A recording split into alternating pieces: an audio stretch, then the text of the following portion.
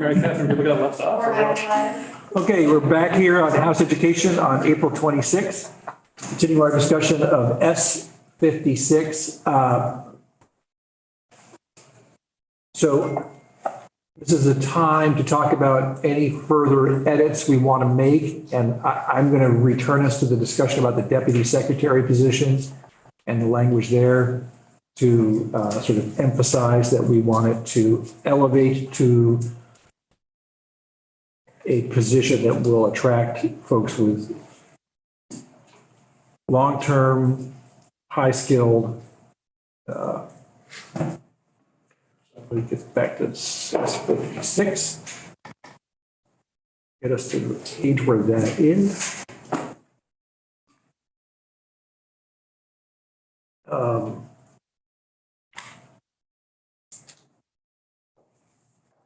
you remember what page that's on? This is The amendment is Actually, In the, it's not in the amendment, oh, it is in the amendment, but where it is in, what page it's on in S56? The deputy secretary position. it is. fine. Yes, it's section 4 of the Human Services Amendment, page 7, line 9.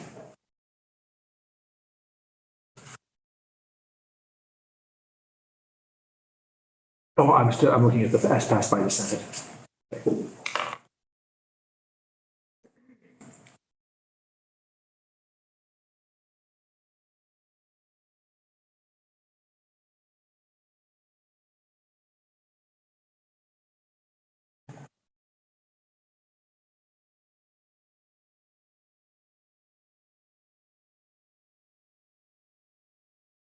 All right.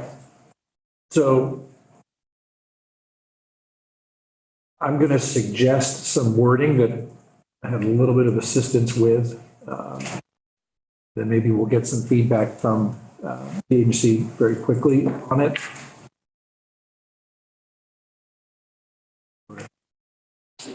Wherever it is in our.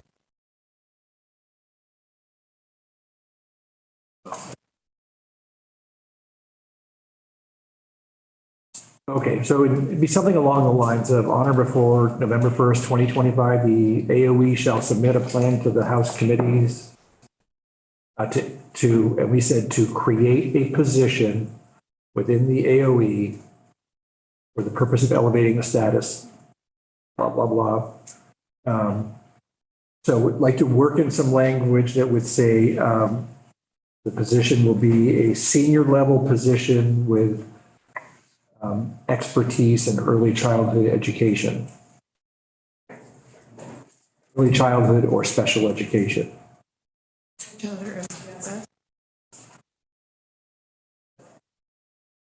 I think that, what's that? call it early career education now. Okay, yeah. The bill that passed through House Human Services just says early education, special education. I'm sorry, what page are we on that? I missed that. Yes, sorry, in the House passed, the 7 of 31, line 9.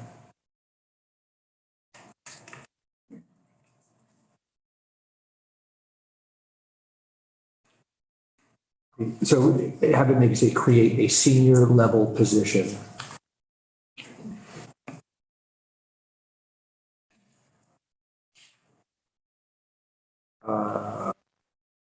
Maybe by saying senior level position, expertise is probably inherent in that. So I think all I'm adding is the two word senior level.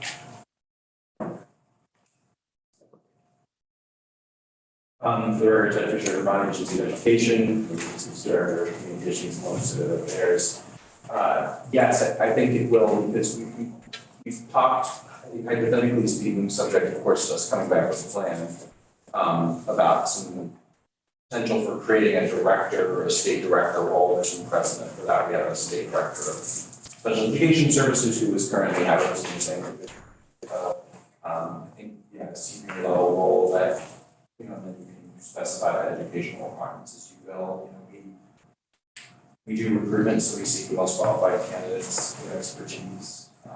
Would you say that, do we need to specify things like level of education if we're saying senior level position? I think I'm not a human resources expert, and I am not, to the extent that I'm a manager of a team and work on hiring practices, so take this with, I can check back to see what I do know is that we have a process within the creation of positions in state government, which is a process that is mediated between the agency requesting a position or creating what's called a class in state government, and the Department of Human Resources, who has experts of both talent acquisition and labor force items. We establish what are referred to as minimum requirements, and then the agency or department or the entity hiring can also establish preferred qualifications. So for example, hiring process I'm working on now, we have some preferred qualifications, but the class of the role also has minimum requirements. So if you establish, I believe in law, you would establish this person must have, for example, a master's degree in education or a PhD. That's the minimum requirement for us. We can't accept a candidate, even if they are the most wonderful special education person or the most wonderful early education person the world has ever seen, who doesn't have that requirement. So I would caution against too much. If you say expertise, that allows us to work with the appropriate people in the human resources department to establish what the minimum requirements might be for the class. Okay. One thing that we do all know is that we have trouble hiring and recruitment, and we're maybe coming out of the period of difficult hiring is we go back and look at the job description and say, are the educational and minimum qualifications appropriate? Are they, are they a particular barrier to getting good candidates, things like that? So All right, well, I I would guess, suggest that tread lightly there if you don't mind, just so I think, to help us. yeah, I think point well taken, because all it's saying is, that the AOE would submit a plan, and I think if we had senior level and not go any further, I think we all understand what we're talking We about. can also articulate what that might look like, Yeah. right, at that time. All right, so senior level. And could you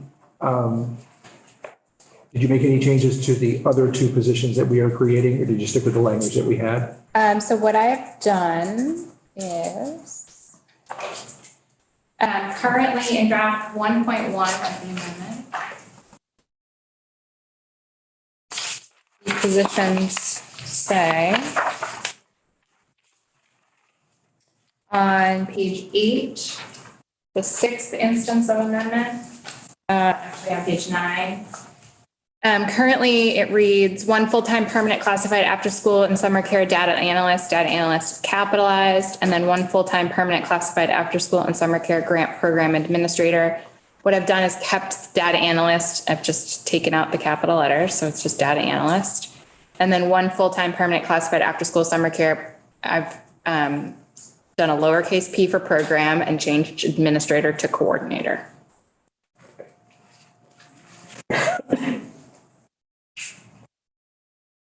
Great. So does anybody else have anything to bring up before I ask Beth what our next step is? Can I just get clarification on that, the question I had asked before and Beth was there? So if this passes as it has been amended now, what will occur with students that are currently getting the 10 hours through Act 166? On July 1, 2024, if a pre-K student is only getting the 10 hours under Act 166, and that could be in public or it could be in private, they would get the same, the weight as contemplated by Act 127, because those weights go into effect on July 1, 2024, which is essentially the same weight they have now. So it's negative 0.54. We continue on that, and they Yes. would continue receiving those 10 hours. Yes, there would, this, It does not change any of that right now. S56 and your amendment do not change the current pre-K scheme at all. Perfect. For the provision of education. Education funding and the weighting, this amendment does change that. Thank you. So it's the implementation report that we get back, that would change. It might. The implementation committee, the implementation report would just be a report to you all, and then it would be your job to make changes if you want to, but there's nothing, you can't bind the hands of a future legislature. So in the universe of possibilities, the plan could come back and this committee could say, we're not gonna make any changes at this time. We could make a full day, full time. Yes. You Verifying. can do whatever you want. Gotcha. Great. So now our next step would be to have you Are you asking? advise me as to what our next step is. So what I'd like to do really quickly is just run through and make sure I have all of the amendments you'd like.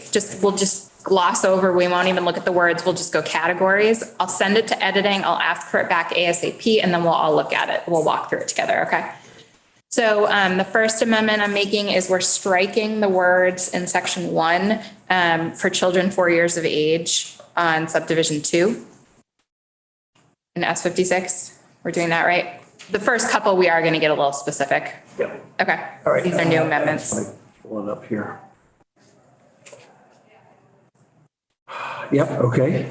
And then in subdivision 7 on page 1, we're going to strike pre-kindergarten access for children who are 4 years of age on the date by which the child's school district requires kindergarten students to have attained 5 years of age or who are 5 years of age not yet enrolled in kindergarten. And we're going to insert in lieu thereof the words access to pre-kindergarten education.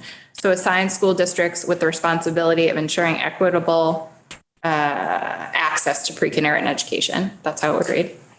Okay. And we're striking in section 2, the last sentence on lines 13 through 17 on page 2, defining child as 4 years old. Okay. We're gonna redo the membership according to the whiteboard. We are going to take out in subsection C on page 4, line 17.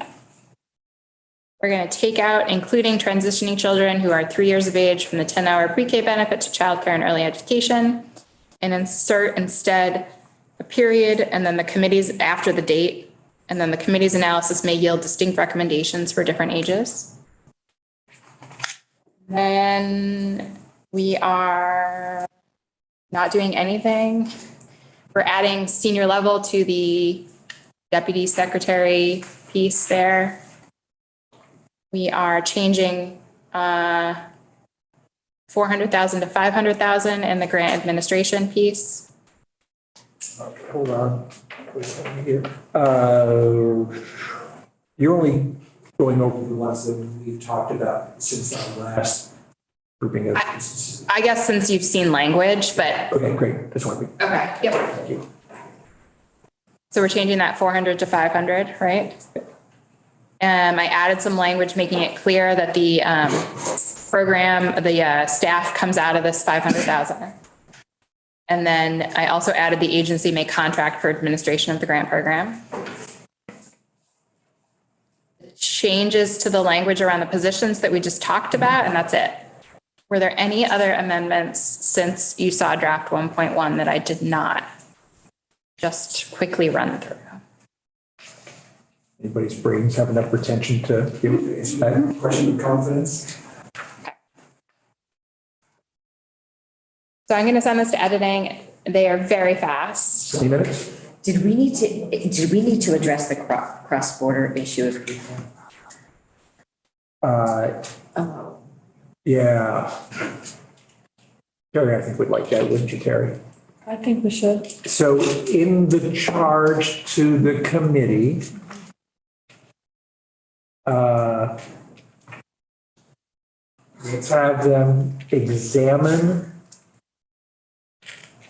help me out here, folks, examine issues, How implementation of equitable access in areas where remote areas. Ordered. where services must be provided, or Nope, geographical. I'm terrible at the language. all right, so, Dictionary. examine access, pre-K access issues. What's the language for the K-12 kids there that cross the border? Oh, that's good. How do we mirror that? They're just allowed to do it. Yeah, they're just allowed to do that through the tuitioning statutes. It's like they build on each other. Contracting. The issue right now, I think you heard the agency testify, is the certain requirements for pre-qualification. So the Senate has the Senate's version has language that asks the committee to study whether there are areas of the state where pre-K can be more effectively and conveniently furnished in an adjacent state due to geographic considerations. That's good. That's not good. I wrote that. All right, I will, if you all don't mind, I will add that. I can't multitask. I'm sorry. Send this to editing and then we'll walk through it when I get it back. If I told the committee to be back here at 3:35, is that enough time? I can't speak on, I will ask for it back in 15 minutes. And that should give us a little buffer. Okay. So do we have the word quality in there? Like when we say access to, do we say quality, early childhood, In which specific part are you talking any of about? them? You know, when we're referring to access. I need you to refer to specific parts of Where the in the, bill. like, what page, what line? Yes, increase, the legislative intent, increase access Access to and quality of, yeah. Yes, okay. I just was looking for it. Thank you. All right, we'll adjourn till 3:35. Recess, not adjourned. Recess, recess. Yeah. We're not the floor. We're going to take a break till 3:35.